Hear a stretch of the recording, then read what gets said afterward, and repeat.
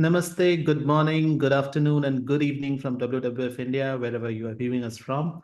This is Good the afternoon. third of the webinar series, which we will be conducting to reach out to as many development and conservation enthusiasts as far as possible.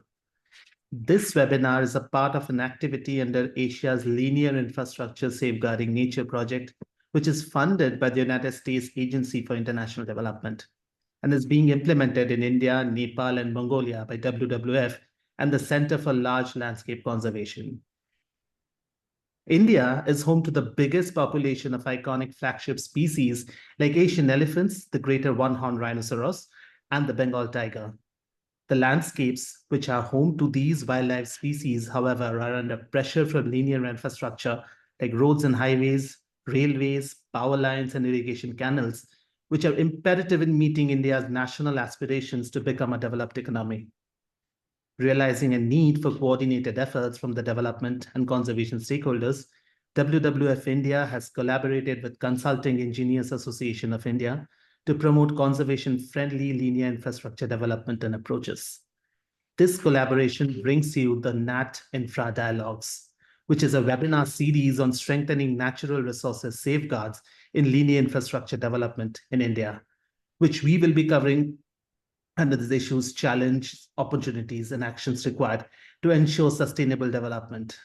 We hope and believe the learnings can help us build a better sustainable world going forward. But before we begin, here are some disclaimers. These webinars are being recorded and will be available online as learning resources through WWF India and CEAI social media outlets. There will be 2 presentations in this webinar, and we will be taking the questions at the end of the 2 presentations.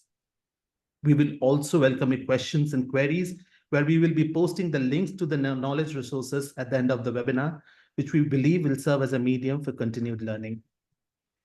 To begin with, I would like to introduce you to Dr. Megan Parker.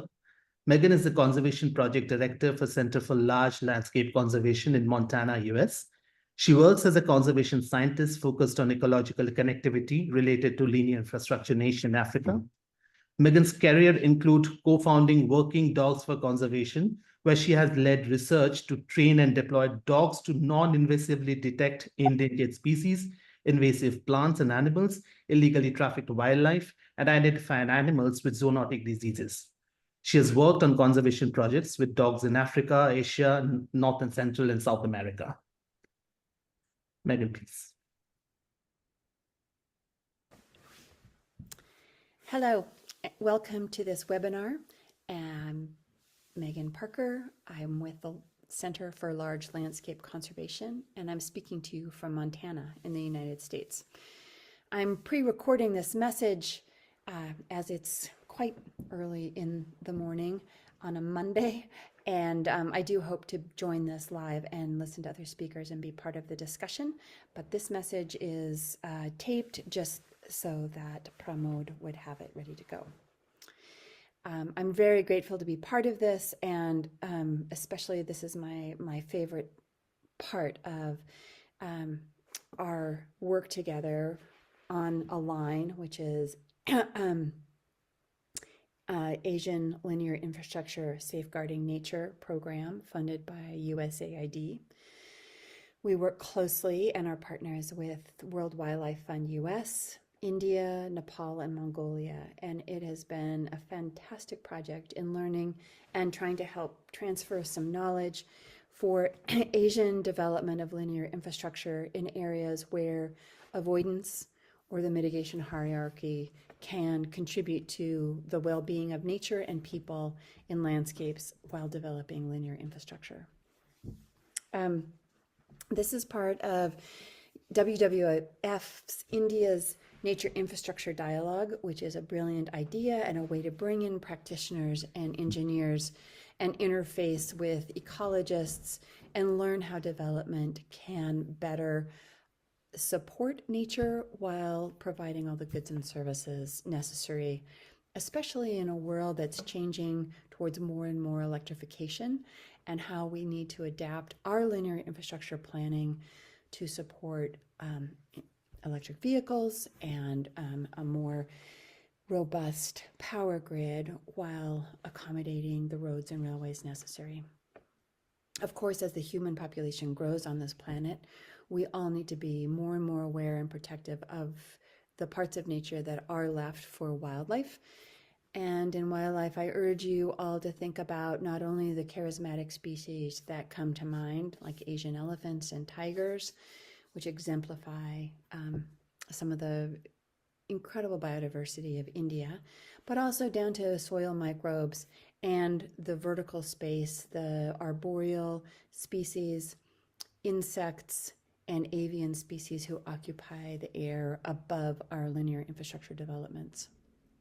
Also, considering aquatic connectivity and aquatic biodiversity. And one of the things we struggle as a community to get done are the baseline biodiversity estimates that allow us then to measure our success in protecting biodiversity with development projects. So before anything is on the ground and in the planning stages, to actually get really good, transparent biodiversity estimates made, that means really good monitoring techniques that can not only produce information on what is there before development occurs, but where a development project may have to move to avoid an area of high biodiversity importance, and also how to monitor over the long term, over the age of that linear infrastructure development, so that you have some sort of index by which you can measure success and failure for safeguarding biodiversity. And again, this should include soil estimates, not only to understand the biodiverse climate of the soil, but also for engineers to know about how sort of soil microbiology can assist in the length and health of how water is distributed across that landscape with development, what kind of plants are native to that region and should be revegetated in verge areas or underneath power structures. And we all need to think also about our changing climate and extreme weather events that are occurring, we're all aware of, with more intensity and frequency. So rather than basing our safety estimates on the last 50 or 100 years and planning for those kinds of weather events, knowing that those are going to be more intense and frequent, so we're going to have, for instance, larger culverts under roads for more washout events. We're going to have to consider the stability of slopes and soils and where we put this project to be sustainable and last. Also, how to protect nature so that animals can migrate in a shifting environment. If animals are moving north, south, east, or west to accommodate for elevation when, say, lowlands are getting too warm to support a certain species, making sure that wildlife crossing structures are part of the planning stage and not a mitigation and expensive addition afterwards. So I urge all of us to work together as ecologists and engineers to get good biodiversity baseline information, to monitor over the lifespan of these projects, to plan for and accommodate a changing climate, and to be aware of some of the species that can drive an ecosystem that aren't necessarily the most charismatic biodiversity species that come to mind. So I thank you again for my inclusion in this program, and I hope to speak with you soon. Thank you. Thank you, Megan, for the introductory remarks. I would like to hand over the floor to today's moderator, Mr. Pramod Napane. He's the lead for the Align project with WWF-India and has experience working in the interface of infrastructure development and nature conservation in India and Nepal. The floor is yours, Pramod. Thank you so much for the introduction. Thank you so much for the introduction.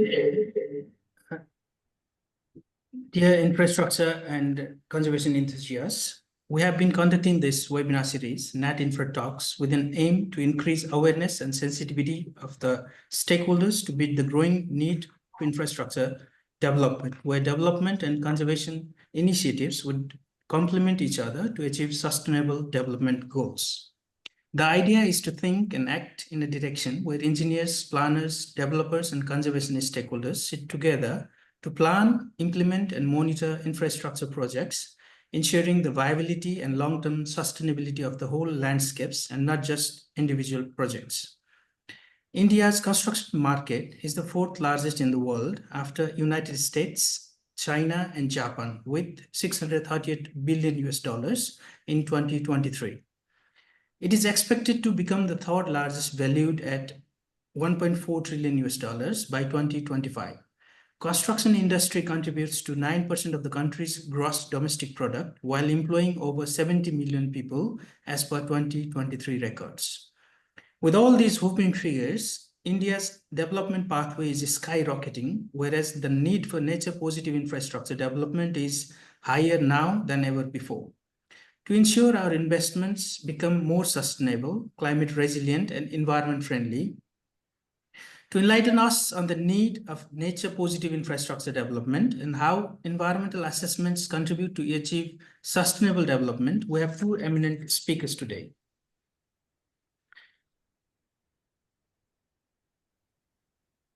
First, Dr. Asha Rajvanshi has over 3 decades of professional standing as a teacher, trainer, researcher, and environmental professional.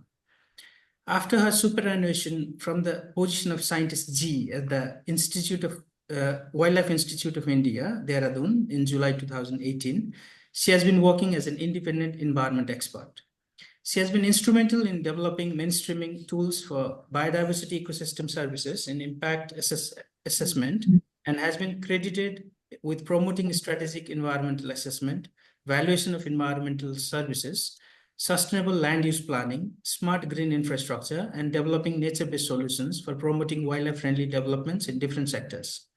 Today, Dr. Rajvanshi will be speaking on nature-inspired solutions for planning infrastructure development. Madam, what do you see as the change in developmental trends in India from your long years of experiences, especially in regards to nature-positive infrastructure development approach? Ma'am, the floor is yours. Thank you so much for your kind words, Pramodji. And I must say, I'm delighted to be here.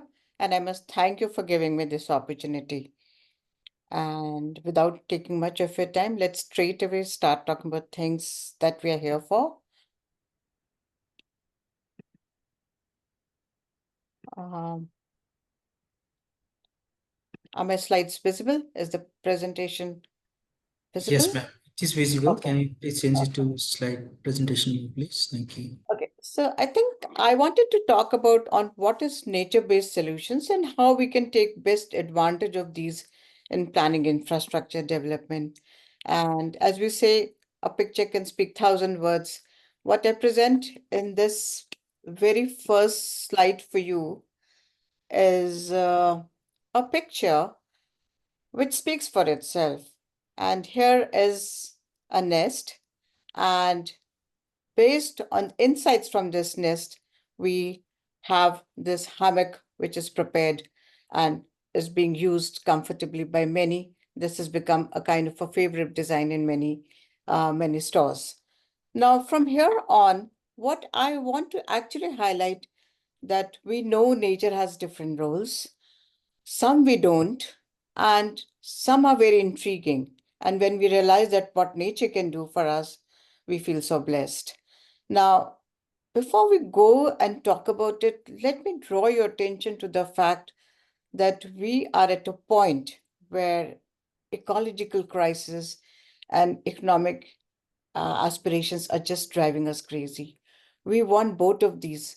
And for this, we need to be sane, and saner by the understanding of the balance that is needed to strike that, yes, we have enough resources and we also have a higher economic standing. If you look at this picture, it speaks for itself again. If I or any one of you would see this, we would rather feel, can I just get out of my vehicle and start walking instead of waiting to be in this traffic and kind of a situation where it's going to be, I would never land up in my destination. And we have created that situation by clearing many of the natural resource areas till we get a feeling we are at a risk. We would see a few standing trees at the top of somewhere where the roads cannot go. Now, so therefore, nature positive or biodiversity sensitive developments are really critically needed in the present time. And we get a lot of these inspirations from nature at all levels, whether these are at organization, at an organism level, or the behavioral of a species, or ecosystem levels. They have all launched humans into an era of technological choices and engineering marvels. And we see around us that we have been inspired and have now developments which come from a better insight of what natures can serve as the best engineers and how. So when structural forms and processes in nature can guide efficient and sustainable structures in the built environment, we call them as nature inspired. And quickly, I'll take you through various examples of these. We have a kingfisher. We have seen it so often getting to the pond or lake and catching a fish. But rarely we realize that the advantage nature has given is its beak, which is shaped like this. It makes very little noise. It takes a good amount of water, it catches the fish. And this nature or this shape of the beak has been used and is now a part of the railway company's new series of trains. They have used this, and the structures have inspired the better planning of fast moving and noiseless transport systems. Again, engineers have taken clues from nature by looking at the span of the wings of birds like bald eagle or other birds, and looking at the fins and the size and the shape and the spread. And aviation industry have taken advantage of designing aircrafts based on this. I'm very quickly going to run through because there's a lot of things that I would like to share. Another example of a box fish and how it's lightweight and where the gravity should be, where the thrust should be. We have the first biconic car that was launched in Washington based on this. This is the Mercedes car. And as the tree has its major weight under the ground in the roots and it holds the trees, so are these phenomena or these principles captured and used in the design of these cars. Again, aesthetically pleasing, less damaging, and these efficient turbines, windmills, have actually captured the beauty of nature. And we can see that many of these are designed like these, which are not very wide spanned, big blades, but very nice aesthetically designed. And this entire city is being used in Holland and other places to create these kind of turbines and windmills. Spider webs, when we look at them, we really realize that apart from their duty, what their role is, but the way they are woven, the way the strands are located, the way the strength of each one is guided by the fact where it should be the most. This has again inspired engineers to create suspension bridges. That's a very interesting example by a Swiss engineer, George Mister, who was taking his dog for a walk. And when he came home, he realized his pants had all these seeds all over him. And he came and realized that what could be it that is making it stick so many on his pants or trousers. And then he looked at this under the microscope, and that paved way to look at how the Velcro tapes have come in for our use. Now, we see these, I've been seeing these kind of mounts all around. We have so many in the Wildlife Institute of India. And in these 30 years, I would see these crop up and we would wonder why they are there and why nobody is doing anything about it. But it's such a beauty to behold. And if you would ever cut a cross section of it, you will realize they're so well organized. A very regular flow of air and very well ventilated. And these mounts have guided the Zimbabwe's best shopping center to come up. They don't have ACs there. The ventilation has just followed the pattern which is there in these termite mounts. Bamboos have been instrumental in making many people understand that where the strength lies. And based on this, the China's World Trade Center has come up exactly on the principles that guide the geometric properties of bamboo strengths. Another example, the skyscrapers in Taipei. Again, look at the nodes of bamboos and the way the star has come up. It has taken advantage of how these columns have to be made, what should be their length, where the weight has to concentrate, and where it should be light so that it remains up, stable, and upfront. Olympic Pavilion in Barcelona, it's for the beauty of the goldfish, which shines depending on which side the sun falls on it. And this principle has been used, and this metal which has been used in this pavilion is such that when the sun falls on it, it also shines just like the way the goldfish shines. So that is how the aesthetic ideas have been taken from nature. The tennis center in Guizhou in China, if you look at Magnolia, one would never realize that it will hold so much of sense for engineers. And based on this design, you now have this tennis center, which has retractable roofs of 8 steel panels that regulate the open and close, just the way the flower would open, and it regulates the environmental conditions. Now, the Wuhan Energy Center also has a flower-like structure, and this is largely to reduce energy use.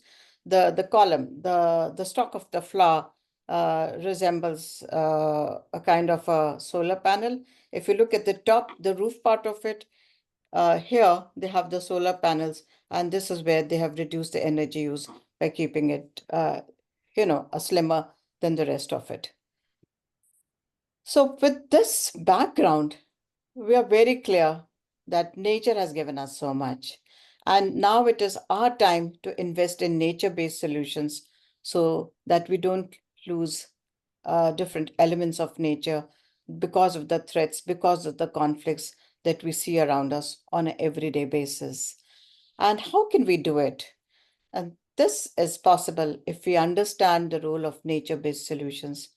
These are efficient and adaptable interventions, which can also include policy updates to protect, manage, and restore natural or human-altered ecosystems, with the aim of simultaneously meeting both economic needs, ecological needs, and societal challenges. It's very important that all these challenges are met: environmental, economic, and ecological. And nature-based solutions will always have a contextual trigger. That why are we talking about it? Is it to improve the urban planning or the green infrastructure, or reverse the climate change impacts, or flood management, food security? What is it that we're trying to do? And it is with that you have an insight, okay, what needs to be done so that we can reverse this by strengthening our inputs into promoting biodiversity, or creating better habitats, or securing connectivity, and improving the pathways for movement of animals. Now, the pictures here are, again, very simple examples of things that can be done. We all know, we have seen our nurseries with these plastic bags and saplings put up there. Now, the latest trigger for these is that how can we reduce plastic? And in whatever manner we can, we must. So these kind of coconut shells were gathered from different places. They were brought to nurseries, and some of the nurseries have now started using these as a kind of a base to hold these saplings.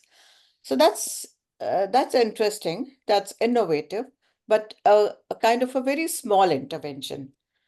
Other examples from nature-based solutions include these, where houses were erected in a kind of a natural setting.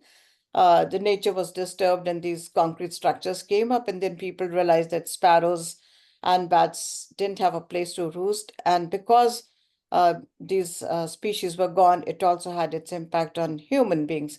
The sparrows were eating all the insects, and when these sparrows were gone, people were being bitten by all kind of insects. So they realized how to get it back. So they had these specially designed tiles to create roosting areas. And in this area, in this locality, any house that will come up will essentially have to use these kind of tiles for protection. Another isolated example is from Sikkim, where many dams are coming up. And as a result of this, many areas where butterflies flourished and some of the unique and kind of endemic species are getting lost. The reasons for not letting this happen was realized by the government, and they created reserves for conservation of butterflies in these areas. So there are examples, there are insights, there are inspirations which help people to understand, no, if we have to grow, we must be nature sensitive, and let us resolve to do that way. So here are now, I'm drawing your attention to examples where the context for nature-based solutions should be linear infrastructure development. How do you minimize, how do you sort of see that your footprint is far more reduced by investing more in nature. If we talk about a country like ours or other countries in and around, we see that most of our landscapes that command the highest importance for conservation or for maintaining connectivity are the ones where planning of infrastructure development is coming. So we are seeing these as a kind of threats. The best areas are going to go under these linear developments. And this is going to affect the connectivity of natural landscapes. This could be at multiple levels, 2 cuts in a healthy corridor. It could be through a narrow corridor, which is very, very vital and critical, and that getting impacted by different forms of linear developments. Or we could have more corridors connecting piers, which are snapped because of a single linear development. So here I'm trying to show you examples of how connectivity can be severed by a careless planning. And we are talking about designated corridors. We have 150 elephant corridors and 32 tiger corridors. And there are already, if you look at the map, you will see that many of these areas would have linear developments come up in these. The alignments have already been frozen in these areas. So now, what an engineer or an inspired technocrat do? We know that nature has played its role, and it's now our time to play a role so that we reverse the impacts on nature. And we're looking at engineers, technocrats, policymakers, planners, investors to see that how we can prevent this biodiversity loss. And one simple way is to conceive, develop, implement, and monitor the role of the nature-based solutions. Now, we're talking about nature-based solution. What does the first thing come into mind? That we must be aware about where the sensitivity should be concentrated on. Is it the large species? Is it the behavioral aspects? Or is it a particular season or a time when we are going to affect most these animals by building up in wrong season or at wrong site or of the wrong width or of the wrong height. So our sensitivity has to be, and we must build this sensitivity first amongst ourselves by understanding. I mean, many engineers feel they know everything about the engineering aspects, but we get a feeling that sometimes the ecological aspects, the ecological sensitivity remains disparate, and that is not integrated into the planning. So that is where the first flaw comes in. So again, drawing to the reasons of finding approaches for conserving the connectivity or maintaining the connectivity is again because we are talking about large areas, linear areas coming under different kind of development. So if these linear stretches, if they're long and even if they're less wide, then they affect a major part of a landscape. And so this becomes very, very important. So this kind of a connectivity cannot be afforded to be have gone. So we talk about passes and overpasses. We talk about uninterrupted areas where we talk about no-go areas, nothing should come. And then we also talk about stepping stones where unconnected habitats are important to be protected in the long run for the good of the large species and for maintaining habitats. So the good practice guidance for implementing nature-based solutions is they should be contextually robust. If you're preparing a kind of mitigative structure for elephants, it will serve for that. It might serve for other species, but if we have species which are arboreal and we are planning a bridge which is on ground, it may not work. So contextually robust examples have to be there, guidance is there to see that how you have your specific concern met. We should respond to social and environmental challenges. The good solutions will always, at the end of the day, say, we've done what we wanted to achieve. They should be adaptable in design. If we try one in one place, we can then have that confidence that we can try it in other places and discuss it with people and see what are the local conditions and the demography of species and try there. Economic viability, very important, because we can't afford to have a structure which is more expensive than what the project budget can afford, or the kind of input that has gone in nature cannot in any way compromise on the economic benefits from it. And then it should be inclusive in governance and balance and compensations. It should be based on good data where we can fall back on these kind of information for managing and monitoring whatever we have designed. And suitability and jurisdictional context should always be there. There have been examples where bridges have been designed, where roads have been specially laid in the context of large herbivores, and where this design was then discussed with different ministries. And it was agreed that, yes, this is something that should be done in all other places. And there has been a kind of a policy directive flowing from there. If you look at the Ministry of State and Surface and Transport Ministry, you'll find that there are examples where some guidelines have been popularized and said that these will have to be essentially followed wherever roads will come through protected areas. Nature sensitive solutions, as I said, that you first have to understand what the species needs and whether the kind of design that we have in our head would be conducive for these. So there are different sizes of animals, different width, openness ratio, length, width, and height that has to be respected. And similarly, there are examples of birds which often, get to suffer collisions with vehicles because their pathways are such where the roads have been aligned. Then we need to look at how you can make these birds fly high by creating a habitat which will help them maneuver the distance of the road and take them across on the other side. In such cases, we need to avoid the species which provide food plants or the grains or the seeds for birds to feed on. So this is the sensitivity that is involved, that what we should do. On the right side, you see a kind of a road. And on this road, many snakes come, they get killed, most often during their nights. And so we should understand why the snakes are coming on the road. This is for thermal regulation. And if we can provide that benefit within the forest area along the road, then they won't have to come to these areas to bask and take advantage to warm up their bodies. So you create these concrete strips on each side of the road so that animals can benefit from that. Very simple design, but yes, it has its origin in, the fact that what snakes would need. Wildlife passages, we all know these, we see them all around, and they're passages for animals below the highways, and we see passages for animals above the highways or the railway grades.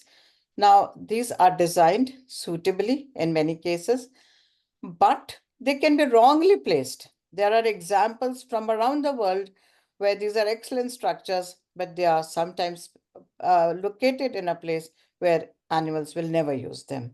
So that's another aspect that needs to be considered. What are the factors influencing the use of mitigative structures? We can have all kind of innovative designs and the best of efforts put into these and cost put in, but we may end up not being happy at the end of the day because we don't find success there. So the demography of the species, site characteristics, ability to disperse. Many species don't like to move too much. They're more like sedentary or quiet species. They just roost around one area, have their burrows in some places and stay there. Whereas there are species which are long ranging, which move and would need a kind of a very, very safe passage. So whether the species is a solitary or group living, and what is the size of individuals, what is its behavior, how habitual it is to change, what kind of elements in movement corridor are there disturbances from humans, and whether the preference would be for natural versus constructed structures, because many times these big constructed structures intrigue animals and they are dissuaded from their use. So we have to understand all these. Now, based on an extensive research where they have reviewed what species use what aspects and consider which areas to be safe and where they are being successfully using these areas, there's a very nice paper which you might like to read on. But here is a gist which tells you that which species will use what kind of structures. Species-specific passages, again, this flows from an understanding of an ecology of a species, its food requirements, whether it's like to wet its feet, walk on the water, or like to have structures like these, where you have a kind of a cover, the darkness that is needed for elusive species, but they don't like to use water, so these kind of furnitures are laid there. And here is a kind of a pipe, a big one for bobcats, salamanders. Now, these are for crabs. And this is an example of Keola in Australia, which never comes down to ground. But for underpasses, if it has to use, then you need this kind of a structures, because then it crawls over this and then uses this one to get along on the other side. So we need to be very, very specific in creating something that will attract animals and not deter them from use. Arboreal species, examples from Kerala, lion-tailed macaque and grizzled tailed squirrel, both are arboreal species. So the paths have to be designed in the air, and they have to be dependent on what kind of tree species are there, where would they be tied so that these animals can freely. This is a kind of a rubber hose which has been used for animals to cross over the road with strong, sturdy kind of trees on which these could be hooked. And here is an example of simple bamboo poles laid in habitats for species like squirrels to be crossed. There are successful examples of an underpass which is based on extensive research. That's one thing, that we have to have a good database to understand what species will use, what species are found, what is their behavior. And based on this, we have this example of a National Highway 7. And you have 9 structures here, which are created, which are 5 underpasses, 4 minor bridges, and 50 to 70 meters wide, aligned across 40% of the total road through which the forest is passing. Now, if you look at it, it's one of the longest roads from this end to central India and along the Page Tiger Reserve. And this is the first dedicated animal crossing structure in India, which has demonstrated that it is being successfully used, because we have examples of their use. The underpass is there, and then Akansha, one of the researchers who worked with me earlier and now is also concentrating a lot on continuously working on ecology of roads and species mitigation plan with Dr. Bilal, who happens to be a very fine scientist at the Wildlife Institute of India. Together, they are continuing to monitor these underpasses for reviewing their success. I'm sure when you are here, or you would get a chance to see that there are structures which have been created to connect the habitats which have been severed by a road line, a railway line, and a power line in the Rajaji National Park, and are after a long time well-planned structures. These underpasses have been created. For some time, they were not fully in operation. There were all kinds of issues about which we must also understand. If there are tender issues, if the construction time is delayed, if it takes more time than we expected, then there are more levels of disturbance which comes in.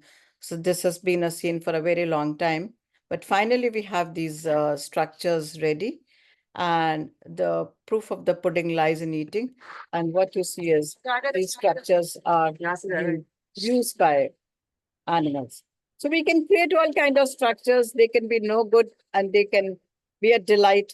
If you see that the trigger was there, the context was there, and the design was so well taken happily the elephants crossing. Okay. So at the end of it, I must say that there are large number of knowledge resources available. And if we're convinced that we can move this way and have both the benefits of economic development and conservation of biodiversity, and if we're keen to do it, then there's nothing that will stop us because we have resources, we have people who will guide us, we have examples of good practices that already illustrate and build up our confidence in these structures. So I think we can move forward. And also, there are a lot of webinars and training courses happening around the world. I'm drawing your attention to one of this, which is planned for next year. I would be doing it with my colleague, and this is going to be in Italy under the aegis of International Association of Impact Assessment. And those of you who are interested are most welcome to join us on this course. And I think with this, I must thank you for your attention and your interest in this presentation.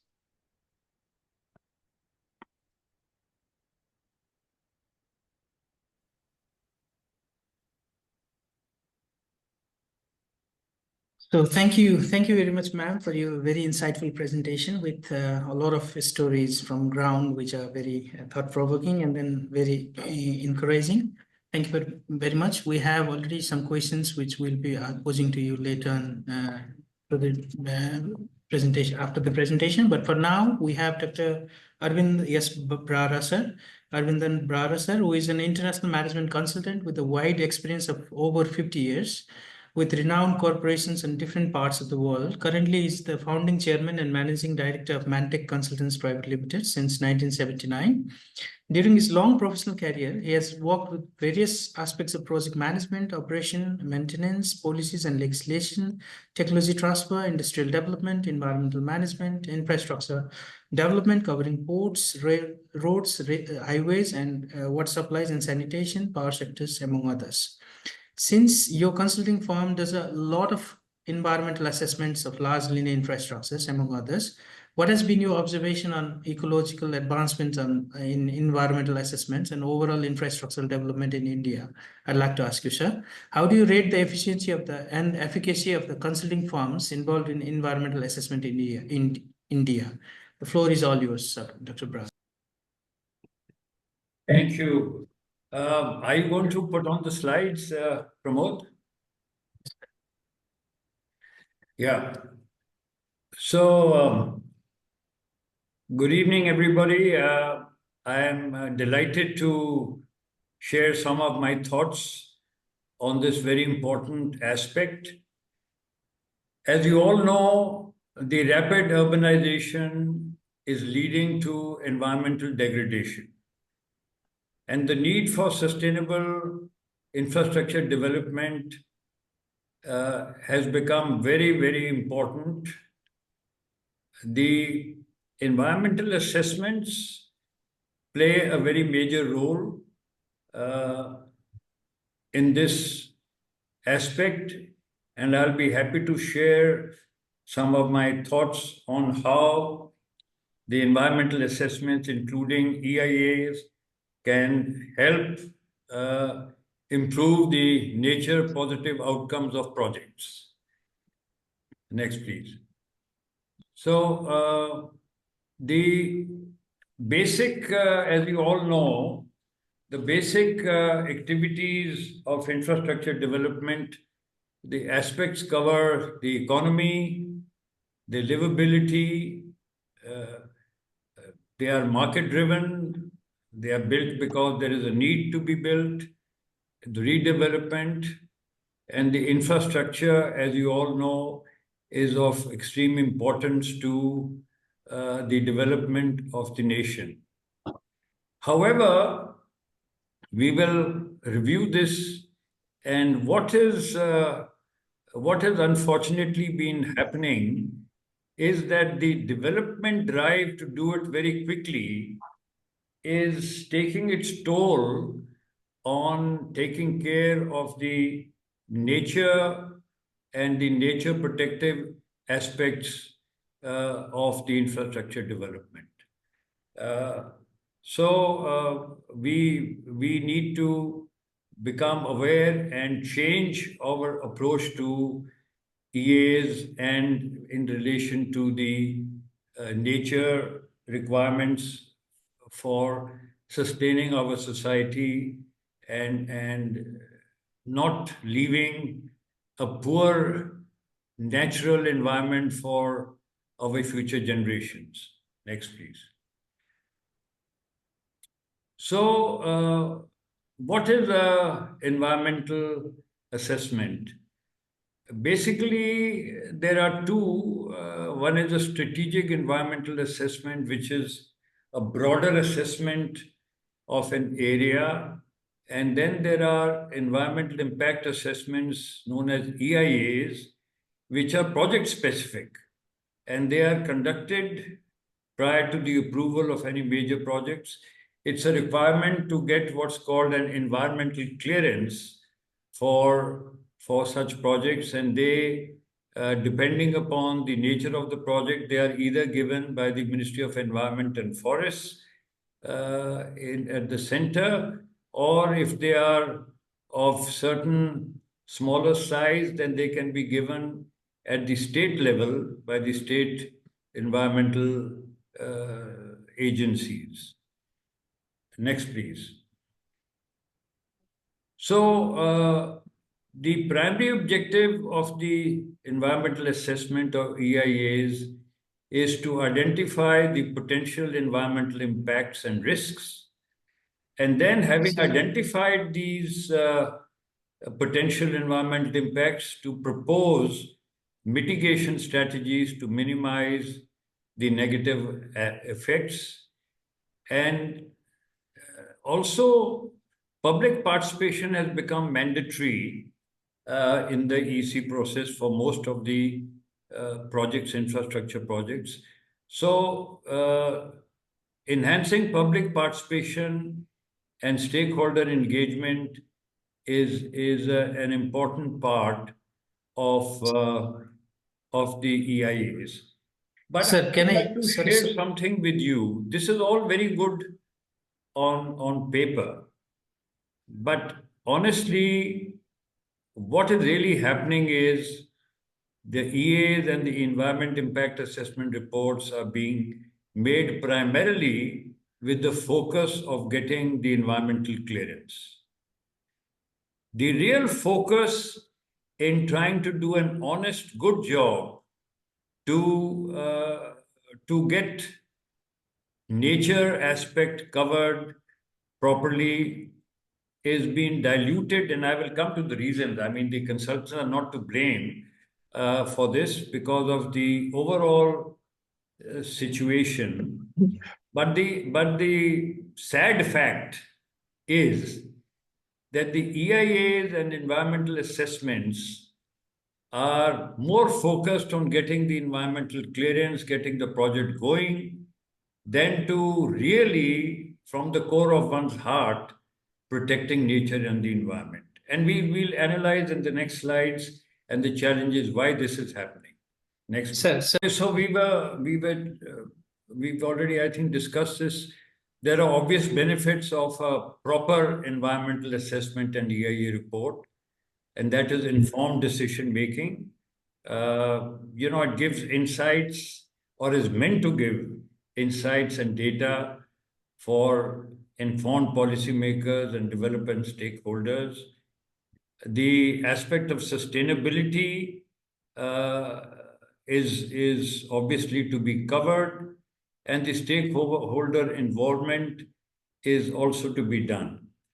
But I must share that this all is being done currently in practical terms to just meet the requirement, to meet the requirement for getting the EC, to meet the requirement for satisfying the client who's the project proponent for the infrastructure development. The actual sincerity and desire all around to really help protect the environment, I think, needs considerable improvement. I mean, I'll come to it later, but one of the reasons why this is not being done so effectively is because of the competitive nature of doing EAs and EIAs. You know, the lowest bidder concept, unfortunately, has not gone away. I mean, it's improved. As you all know, World Bank and Asian Development Bank, etc., never award any work on L1 basis. They always award the work on the basis of technical competence, which is usually at least 60% marks, and price is about 40% marks. I mean, it can vary from 80 to 20. And of course, ADB does 100% on technical competence. They will rate the best technical company and then ask them for a quote. The price may be 3 times more than who would have bid lower. That's how they get quality work done. And ultimately, the minor saving in the making of the EA assessment or the EIA report is nothing as compared to the tremendous saving in the project cost which can be achieved through a proper assessment. So, next slide, please.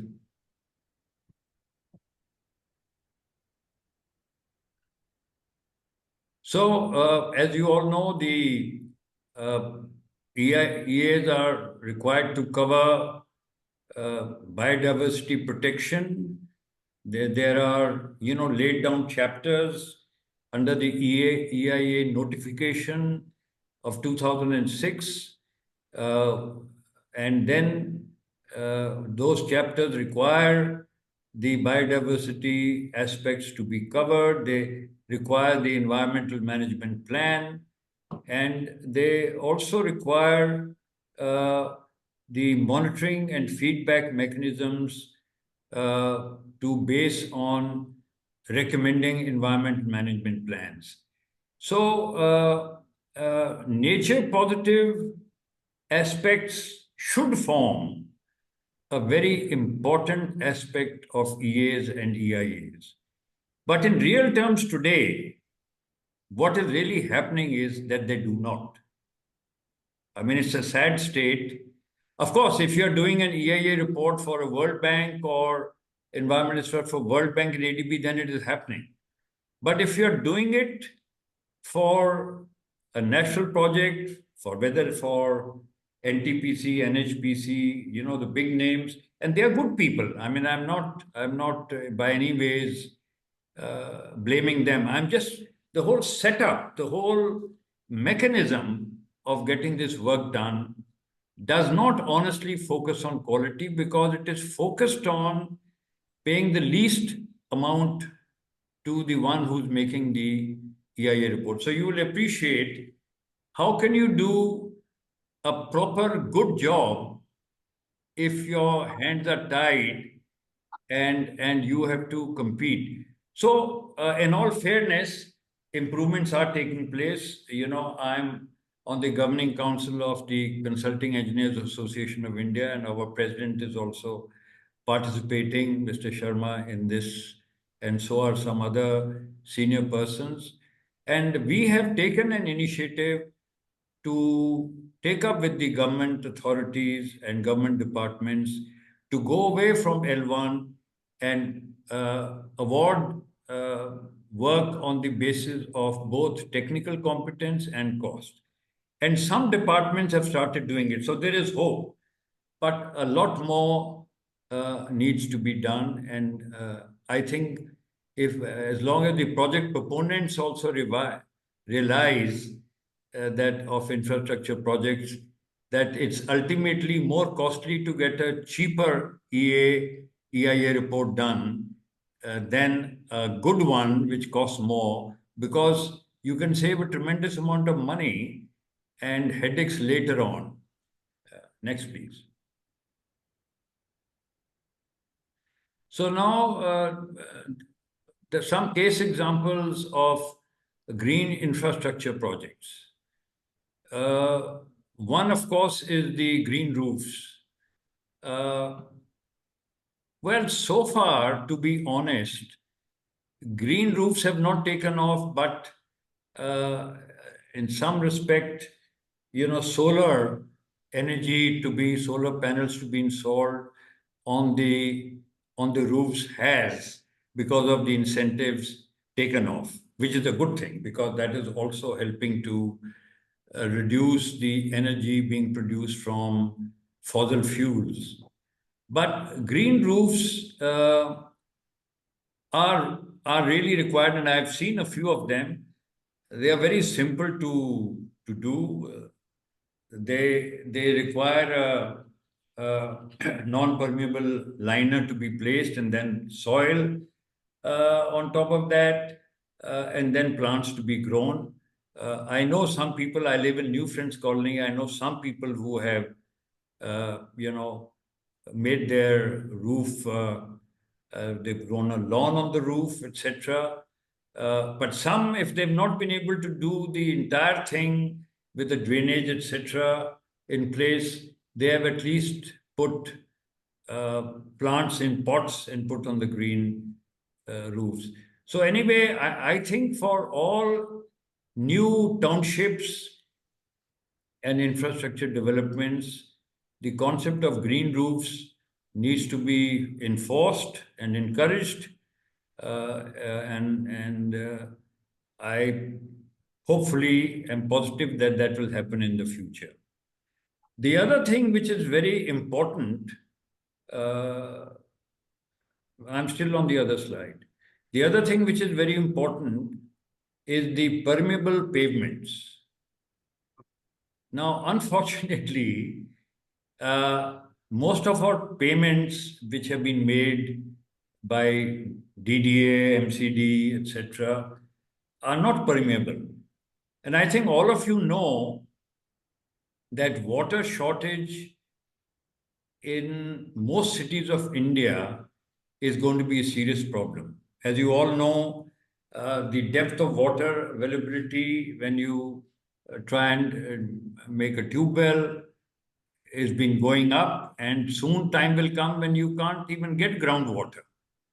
So it's very important that we do put rain water back into the soil, and permeable pavements are definitely one of the very good ways to do it, but they have not been put into practice, and I think we need to get to attention of the policy makers and the government officials and the infrastructure development proponents to try and do that. Actually, the infrastructure development organizations who are building the infrastructure could very well do this without even government intervention. But, the whole concept, unfortunately, is let's make this infrastructure quickly, let's complete it in time, let's save time. And in that effort to do it quickly and save time, nature becomes a secondary matter. Groundwater considerations become a secondary matter. Stormwater drainage management becomes a secondary matter. So this needs to be changed drastically.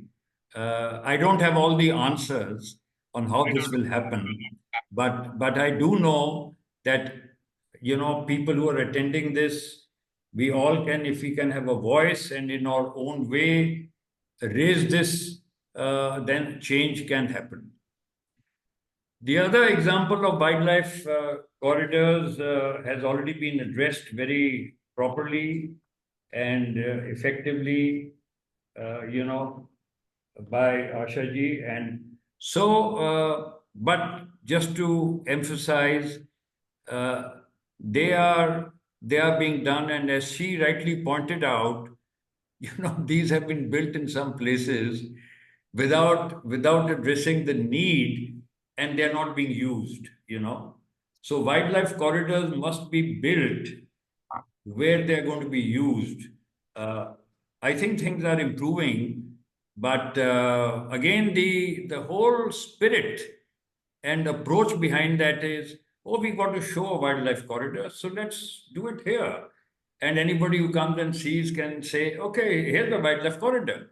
no wild animal is using it, that's okay. But it's not okay, you know. And another interesting thing is, if these mistakes happen, nobody is accountable. So what is the incentive for it not to happen next time? No incentive. Because they built it, they didn't put it in the right place, nobody's questioning them. In the conference here, we are pointing it out, but the guys who've done the mistake are sitting pretty. So things do need to change. We have to become more active in a positive way to make the correct actions felt and appreciated by the concerned infrastructure developers, by the government authorities, by the planners. Next, please. So the challenges, one is the compliance and enforcement. You know, the EAs and EAs really in our context primarily mean EIAs, mainly cater to the compliance. There you have the 12 chapters as per the EIA notification. You see how you can, you know, fill up the details to meet the requirement of the committee members who review the EIA to give the report. But again, the real desire to make the EIA reports genuinely nature friendly is not happening because of the overall economic situation of L1 competition, etc.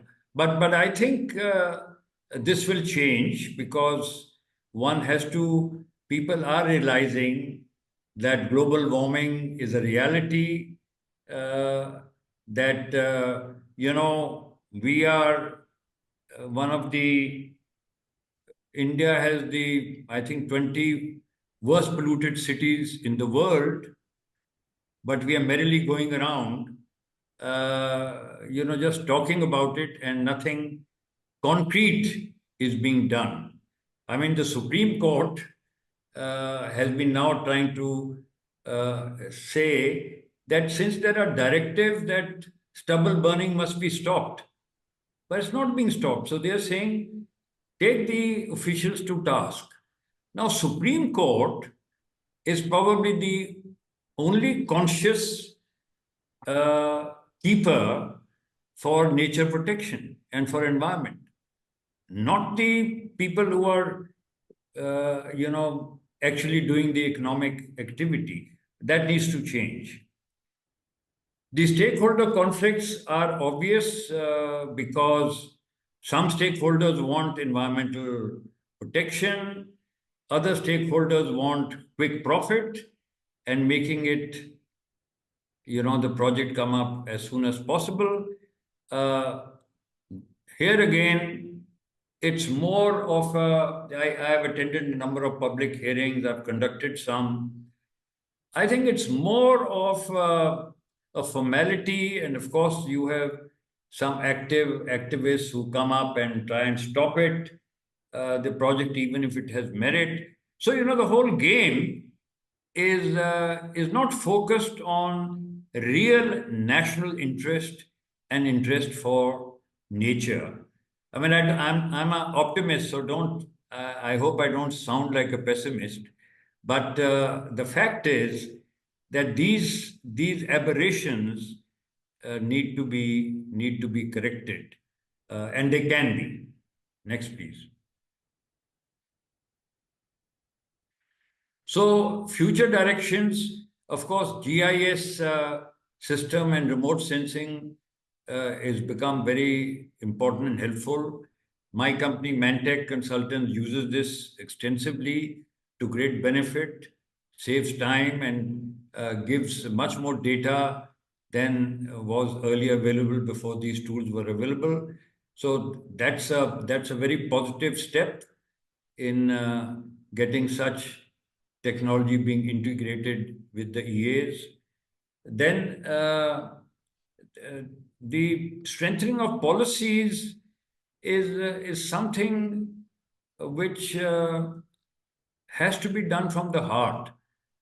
I know are we running out of time, or what's Pramod? Can I take another 5 minutes? Yes, sir, please continue, sir. Yeah. So I want to quickly share that I am a passionate environmentalist. I really feel that we all should be doing something. So because of this air pollution problem, I tried to meet the Delhi government officials. So I wrote to the top officials, and they said, well, go and meet the environment department secretary and so on. This was a few years ago, so I'm not going to name the person, but he was an IAS. Most IAS people are very efficient, but unfortunately, this gentleman was more of a file pusher, and he gave me the talk. No, you see, it's not easy to have citizen involvement. So, in other words, to cut it short, while some people were dying due to the air pollution, due to those who were asthmatic, etc., this bureaucrat did not have the heart or the desire or the motivation to do anything, although he was the secretary of the important position. So, unfortunately, we are faced with these situations, and I also feel that those officials who do a good job must be rewarded and acknowledged and appreciated, and those who don't, they must be identified and humbled, so that they do that. I mean, it's easier said than done, but being an IAS officer gives you some kind of a feeling of immunity. My brother was an IAS officer, so I'm aware of their strategic importance and the ability. If they want to do a good job, they can do an excellent job. But those who don't, there's nothing, while they're in that position, you can do very much to do that. But the next point is important: public awareness and education. I think with this public awareness coming, it's the public which can get.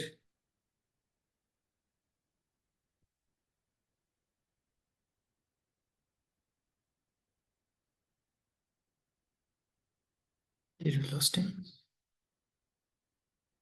Seems like we've lost the connection from Arvind, sir.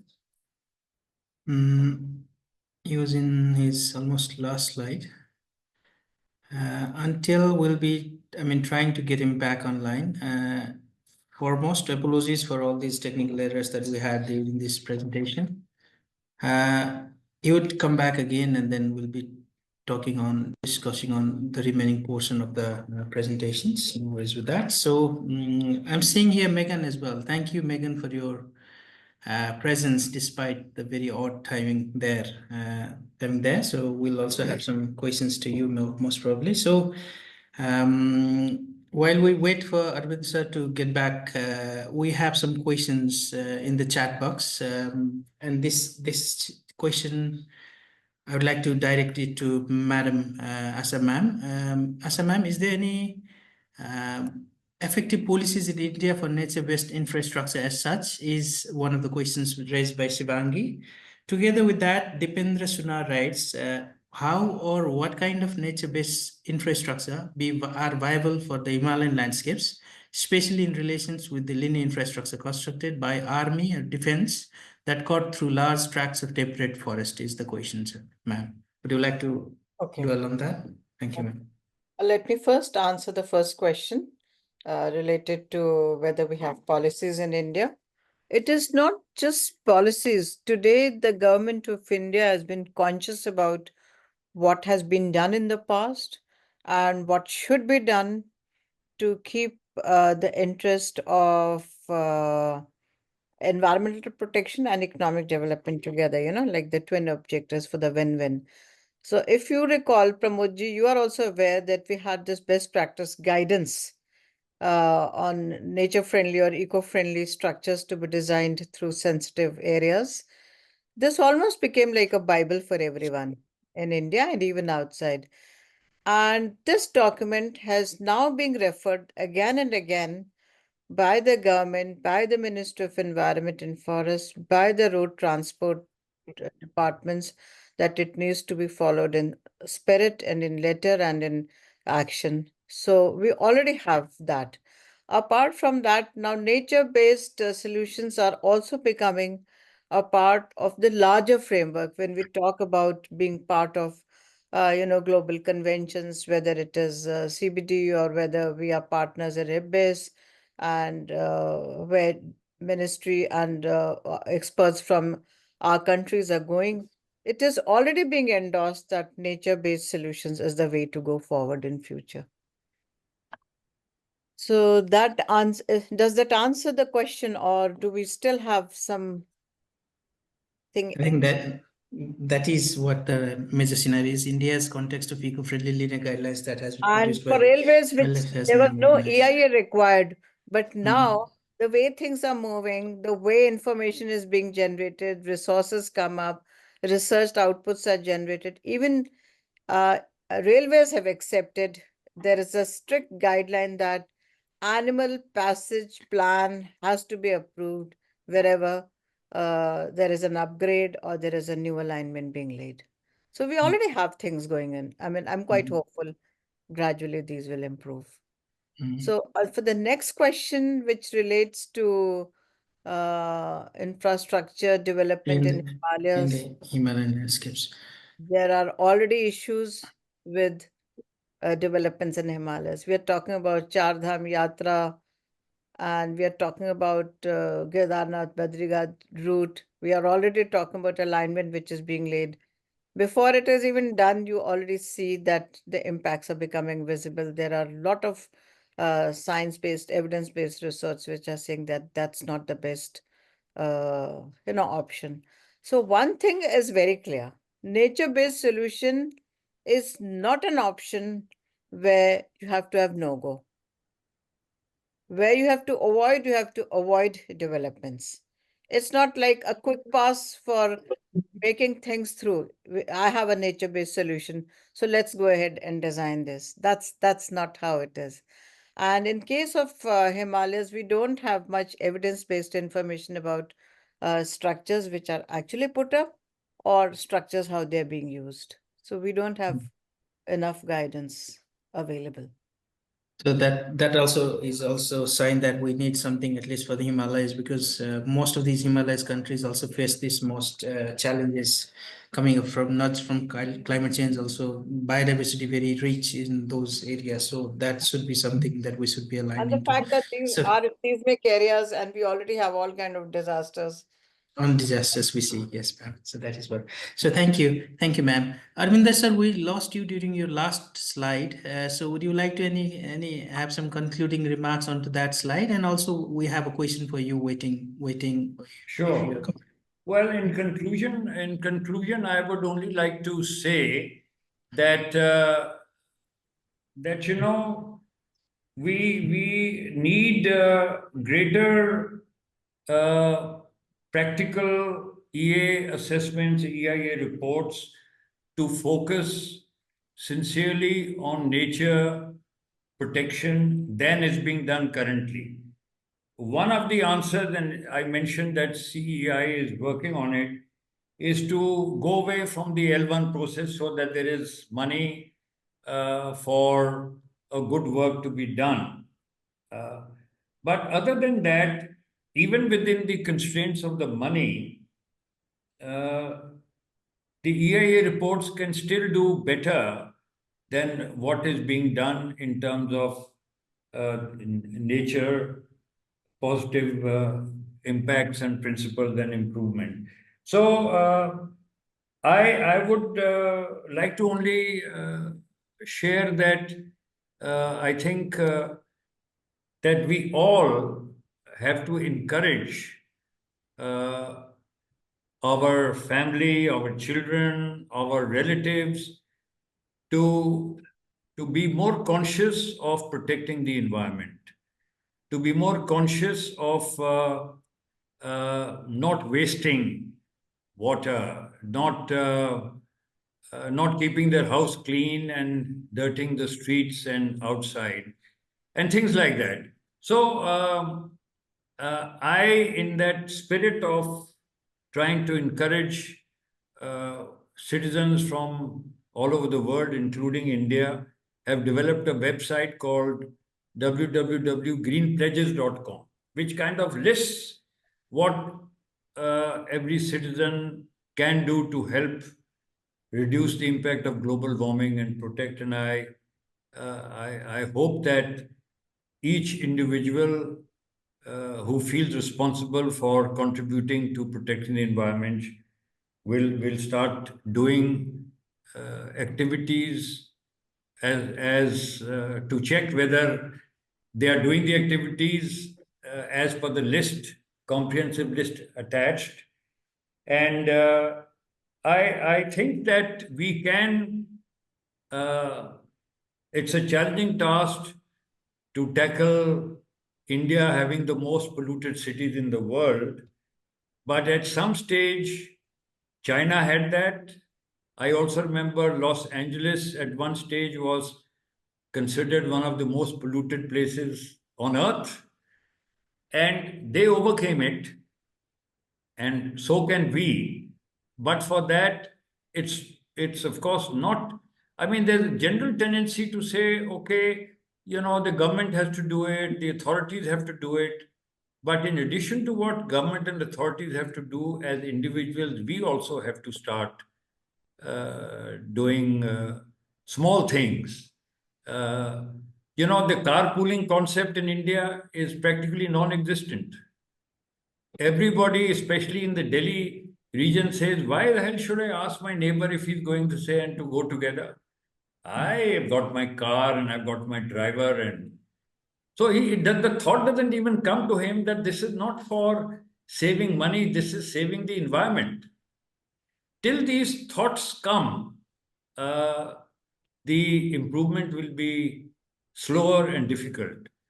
And we are running against time, let me tell you. During our lifetime, you can see, you are likely to see coastal cities like Calcutta, Chennai, and others partly getting submerged within the next decade. The ocean temperatures are rising. That's going to affect the animals and fisheries and the livelihood of people who live based on fisheries. So it's a very serious and catastrophic aspect, which we in our day-to-day lives take it lightly. But we have to realize that each one of us has to play a very important role, and we can't just leave it to the government authorities. So thank you very much, sir, for your very, insightful sort of discussion onto that point. Sir, regarding one question, we have a tag question, but we're already running very late in time regarding these presentations. And also, I'd like to request Megan to switch on your video if you're there. Just a tag question to Arvinder, sir. It's also a question from Padam Chand. He's one of our deputy chief of party for this aligned project. He has asked, is it only the money issue that is regarded as one of the major issues when it comes to low environmental assessment sort of outcomes? And also, is there any environmental assessment compliance with certification courses? Certification is being done by India's context. I think NABET is doing that. So would you like to bring a light onto that aspect, how the certifications of this environmental assessment specialist is done in India's context? Yeah, you're right. NABET is the authority which certifies, like nobody can make an EIA report unless that consultant is NABET approved. Not only has the organization like Mantec and others have to be NABET approved, but even their experts, like you have to have a full-time expert on EB, you have to have a full-time on social aspects, you have to have a full-time on air, water, and so on. So unless you have about 14 experts in different areas, you can't get that certification. But having said that, once you get the certification, then you are eligible to do EIA reports. So you start, there are tenders, you start bidding. That's where the problem comes. When the tenders come, they're focusing on low price.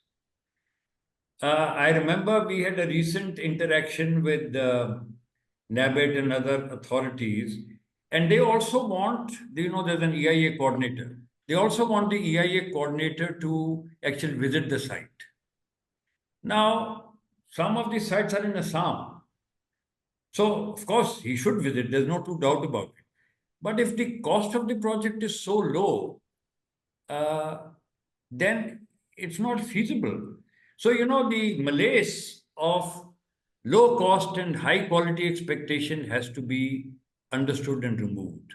And as I said, CEAI is trying to raise up, but we need more people to be conscious in the government and in the authorities that I remember a long time back there used to be that if somebody bid lower than a certain amount, his bid will not be considered. I remember this used to be in the good old days to ensure quality. But today that is missing. So I don't want to take more time. Thank you, sir. Thank you. Thank you very much, sir. Thank you. I'm not seeing Megan's screen on, so would like to skip that part. Anyways, thank you, Megan, for your presence despite odd timings at your end. I'd now like to end the webinar. Thank you everyone for your presence in the webinar. Thank you, Dr. Megan Parker, for your opening remarks. Thank you, Dr. Asha Rajvanshi and Dr. Arvinder Brara for your presentations and insights, and also to answering some of the questions during this presentation, this webinar. We're indebted to your immense wealth of knowledge. I would like to thank Sudhir sir, R.S. Sharma sir for attending this webinar on behalf of CEAI as well. Thank you for all the support that we've been getting from you to realize this MOU that we have with you, CEAI. Thank you very much. I'd like to thank Dr. Ridhima Solanki, Somrit Bhattacharya, and Dia Haldar for their support during the webinar. Despite we had some of the technical glitches, I'd like to apologize for that. This collaboration and webinar has been made possible by the generous support of United States Agency for International Development, USAID. Thank you, everyone, and we look forward to meeting you in the next webinar next month on a different theme linked to linear infrastructure development and biodiversity conservation. We'll ensure that all of today's webinar attendees will be receiving a follow-up email with details of upcoming webinar. Thank you very much for your time. Thank you. Thank you, Pramod. Very well conducted.